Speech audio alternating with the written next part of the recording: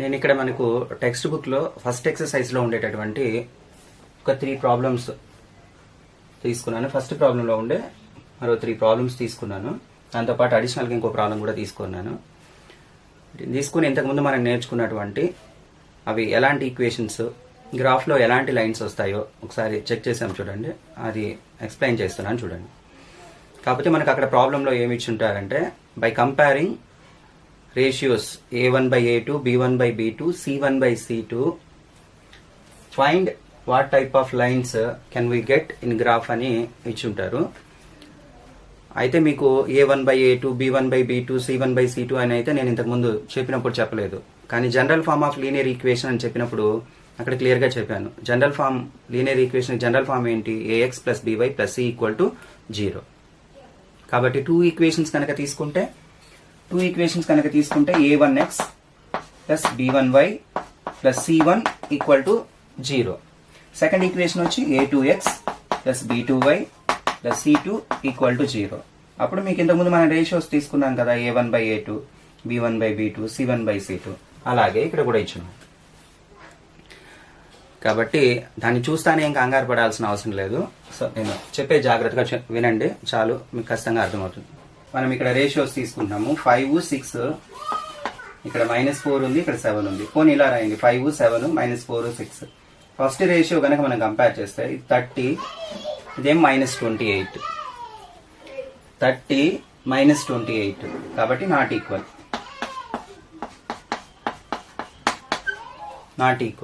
First రేషియోనే not equal అని కనుక వస్తే 1 సొల్యూషన్ ఉంటుంది. అవి ఇండిపెండెంట్ ఈక్వేషన్స్ 1 సొల్యూషన్ ఉంటుంది. సో ఇండిపెండెంట్ ఈక్వేషన్స్ అంటే సొల్యూషన్ ఉండే ఈక్వేషన్స్ నే మనం కన్సిస్టెంట్ ఈక్వేషన్స్ అంటారు.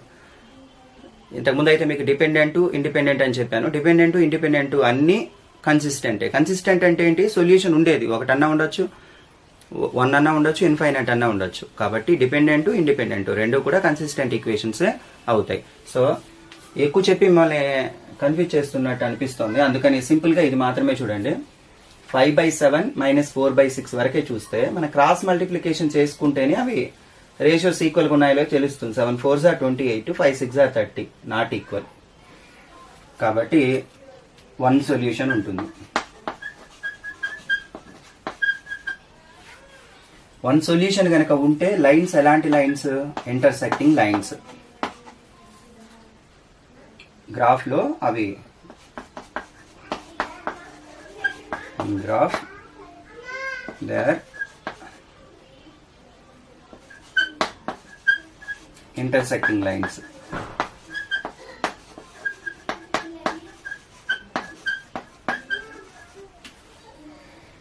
కాబట్టి జస్ట్ మీరు అబ్జర్వ్ చేసే అవి ఎలాంటి లైన్స్ వస్తాయి, ఎన్ని సొల్యూషన్స్ ఉంటాయి అనేది మనం ముందే చెప్పొచ్చు. 1 సొల్యూషన్ ఉంటుంది. కాబట్టి ఇవి ఇండిపెండెంట్ ఈక్వేషన్స్, 1 సొల్యూషన్ ఉంది, ఇంటర్సెక్టింగ్ లైన్స్ అయ్యాయి. ఒకవేళ ఎగ్జామినేషన్లో మనకి మార్క్స్ కావాలి కాబట్టి వాళ్ళ కోసం ఇలా కూడా రాయండి, a1/a2 ≠ b1/b2 అని కూడా రాయండి. నెక్స్ట్ దీన్ని చూడండి, 9 6s are 54, 18 3s are 54. క్లియర్గా ఉంది. సెకండ్ రేషియోని అబ్జర్వ్ చేస్తున్నాం. ఫస్ట్ ఈక్వల్ అయింది కాబట్టి సెకండ్కి పోతున్నాం. 24 3s are 72, 12 6s are 72. కరెక్ట్గా సరిపోయింది. చూసే చెప్పేయచ్చు. అవి ఎలాంటి ఈక్వేషన్స్? అన్ని ఈక్వల్గా వచ్చాయి కాబట్టి అవి డిపెండెంట్ ఈక్వేషన్స్, అంటే అవి కూడా కన్సిస్టెంటే, దానికి ఆన్సర్స్ ఉంటాయి. ఎన్ని ఉంటాయి? ఇన్ఫైనైట్ ఆన్సర్స్ ఉంటాయి. ఇక్కడ ఈక్వల్ అని వచ్చింది కాబట్టి ఇన్ఫైనైట్ సొల్యూషన్స్ ఉంటాయి. ఇన్ఫైనైట్ సొల్యూషన్స్ ఉంటే ఒక లైన్ పైన ఇంకో లైన్ ఉంటుంది, అంటే కోఇన్సిడెంట్ లైన్స్ అవుతాయి. అవి రాసేస్తే సరిపోతుంది. ఇప్పుడు నేను రాస్తున్నాను చూడండి. 9 18 3 6. మీరు కావాలంటే క్యాన్సిల్ చేయండి. 9 1s 9 2s, 3 1s 3 2s. ఇప్పుడు కూడా చూడండి, 2 2. లేదు అవంతా అవసరం లేకుండా కూడా మీరు చూడొచ్చు. 9 6s are 54, 18 3s are 54. ఎలాగైనా చేయొచ్చు. సో ఈక్వల్గా వచ్చింది. సో 9/18 = 3/6 అని వచ్చింది. నెక్స్ట్ చూడండి, 1/2 కూడా పెట్టుకోండి, అలాగే పెట్టుకోండి, ప్రాబ్లం లేదు.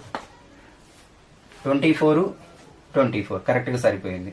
ఇది సో =12/24. అన్నీ ఈక్వల్ అయ్యాయి. అంటే a1/a2 = b1/b2 = c1/c2. అన్నీ ఈక్వల్ అయ్యాయి కాబట్టి ఒక లైను ఇంకో లైను ఒక దానిపైన ఒకటి ఉంటాయి. రెండు లైన్స్ ఒక దానిపైన ఒకటి ఉంటాయి. సో ఇలా ఉంటే లైన్స్ ఏం లైన్స్? Coincident lines. గ్రాఫ్ లో కోఇన్సిడెంట్ లైన్స్. కోఇన్సిడెంట్ లైన్స్ అంటే ఎన్ని సొల్యూషన్స్ ఉంటాయి? ఇన్ఫైనైట్ సొల్యూషన్స్ ఉంటాయి.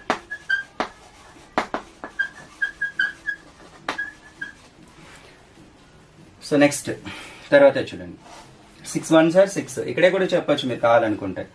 6 1s are 6. ఏం 6? -6. 3 2s are 6. ఏం 6? -6. ఇది సరిపోయింది. 3 9s are 27. కానీ ఇక్కడ 27 వచ్చిందా? రాలేదు. సెకండ్ నాట్ ఈక్వల్ వస్తుంది. సెకండ్ నాట్ ఈక్వల్ వస్తుంది కాబట్టి ఇవి ఇన్కన్సిస్టెంట్ ఈక్వేషన్స్. దీనికి అసలు సొల్యూషన్సే ఉండవు. సో ఇక్కడ నేను రాస్తున్నాను చూడండి, 6/2 -3/-1. న్యూమరేటర్ డినామినేటర్లో మైనస్ ఉంది కాబట్టి ప్లస్ అయిపోతుంది. 6 6 కాబట్టి ఈక్వల్. నెక్స్ట్ 10/9. 27 10 కాబట్టి నాట్ ఈక్వల్. వెంటనే ఇలా ఉంటే ఇవి ఎలాంటి ఈక్వేషన్స్? Inconsistent equations. ఇక్కడ రాయలేదు, మీరు కావాలంటే వన్ సొల్యూషన్ ఇచ్చినప్పుడు కన్సిస్టెంట్ అన్నా రాయండి, ఇంకా క్లియర్గా అయితే ఇండిపెండెంట్ అని కూడా రాయండి.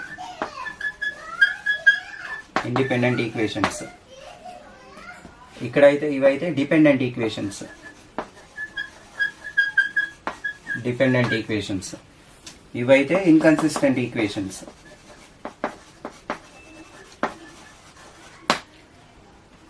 ఇన్కన్సిస్టెంట్ ఈక్వేషన్స్ కాబట్టి నో సొల్యూషన్. నో సొల్యూషన్ కాబట్టి ఆ రెండు లైన్స్ ఎలాంటి లైన్స్ అవుతాయి? ప్యారలల్ లైన్స్ అవుతాయి. గ్రాఫ్లో ఎలాంటి లైన్స్ వస్తాయి? ప్యారలల్ లైన్స్ వస్తాయి. లాస్ట్ వన్, ఒకవేళ ఫ్రాక్షన్ లాగా ఉంది అప్పుడు ఎలా చేయాలి? ఇలాగుంది ఇది. ఇంకోటి వచ్చి 5/3 × 9. 2 1s 2 5s. మనకి ఇక్కడ ఎంత వచ్చింది? 15 వచ్చింది. 3 1s 3 3s. ఇది కూడా 15 వచ్చింది. So first equal. So 3/2/9 is equal to 5/3/-10 equal అని అనుకుంటాం. చిన్న పొరపాటు చేశాను, జాగ్రత్త గమనించాలి. అదేంటంటే ఇక్కడ నేను మైనస్ని వదిలేశాను. సో ఆ మైనస్ని కూడా మనం ఇప్పుడు కనుక కన్సిడర్ చేస్తుంటే మనకు 15 కాకుండా ఇక్కడ మనకు -15 వచ్చింది. కాబట్టి ఇక్కడే మనం నాట్ ఈక్వల్ అని పెట్టేయచ్చు. నాట్ ఈక్వల్ అని పెట్టేయచ్చు. సో ఫస్టే నాట్ ఈక్వల్ అని వచ్చింది కాబట్టి ఫస్ట్ నాట్ ఈక్వల్ వస్తే ఫస్ట్ దానిలాగా రాయాలి. ఇలాంటి ప్రాబ్లమ్స్ ఇచ్చినప్పుడు ఈజీగా చేయాలి అని అంటే అక్కడ రేషియోస్ ఏం రాసుకోకుండా చకచక ఇలా చూసేసి చెప్పేయచ్చు. ఈ ప్రాబ్లం చూడండి, for what value of P 2x + py = -5 and 3x + 3y = -6 have one common solution. ఇక్కడ 2 ఈక్వేషన్స్ ఇచ్చారు, కామన్ సొల్యూషన్ ఒకటే ఉంది. ఇంతకుముందే మనం నేర్చుకున్నాం, కామన్ సొల్యూషన్ ఒకటి ఉంటే ఫస్ట్ లోనే నాట్ ఈక్వల్ వస్తుంది. కాబట్టి ఇక్కడ చూడండి, 2x + py = -5, 3x + 3y = -6. So మనకు ఫస్ట్ లోనే ఏం రావాలి? నాట్ ఈక్వల్ రావాలి. ఎందుకు? ఒక కామన్ సొల్యూషన్ అన్నారు. కావాలంటే మీరు ఆ పాయింట్ కూడా రాసుకునే పని అయితే రాయండి. ఎందుకంటే given pair has one common solution.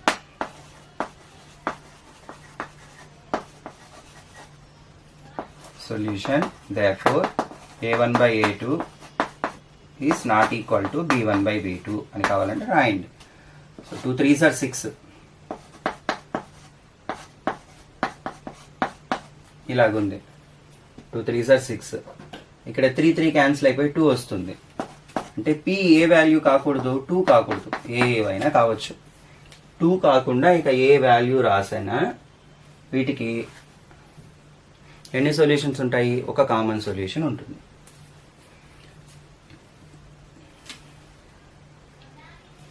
ఒకవేళ 2 గనక రాసామంటే వన్ కామన్ సొల్యూషన్ ఉండదు. కాబట్టి పీకి ఆన్సర్స్ మనం ఎలా రాయొచ్చు? రియల్ నంబర్స్ లో నుంచి దేన్ని తీసేయాలి? 2ని తీసేయాలి. మిగిలిన వాల్యూస్ అన్నీ కూడా పీకి ఆన్సర్స్ అవుతాయి. రియల్ నంబర్స్ అనే సెట్ లో నుంచి 2 తప్ప మిగిలిన అన్నీ రాయొచ్చు. ఇలా రాసుకోవచ్చు. Next, find the value of k when 2x - ky + 3 = 0, 4x + 6y - 5 = 0 represent parallel lines అని చెప్పారు. ప్యారలల్ లైన్స్ అన్నారు కాబట్టి అసలు వాటికి సొల్యూషన్స్ ఉండవు అంటే ఫస్ట్ మాత్రం ఈక్వల్ వస్తుంది, సెకండ్ రేషియోకి నాట్ ఈక్వల్ వస్తుంది. సో కాబట్టి 2x - ky + 3 = 0. కాబట్టి ఇలాగే రాయండి, ఎగ్జామినేషన్ ఇలా రాస్తేనే మార్క్స్ వేస్తారు కాబట్టి రీప్రజెంట్స్ parallel lines. therefore a1/a2 = b1/b2 is not equal to c1/c2.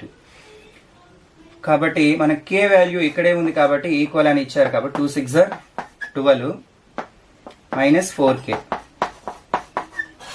4 1s 4 3s కాబట్టి మనకు -3 వస్తుంది. k = -3. ఇలా k వాల్యూని కనుక్కోవచ్చు. For what value of p of x plus 3y minus p minus 3 is equal to 0, 12x plus py minus p equal to 0 have infinite solutions. Infinite వస్తే 2 ratios equal గా ఉంటాయి కాబట్టి given that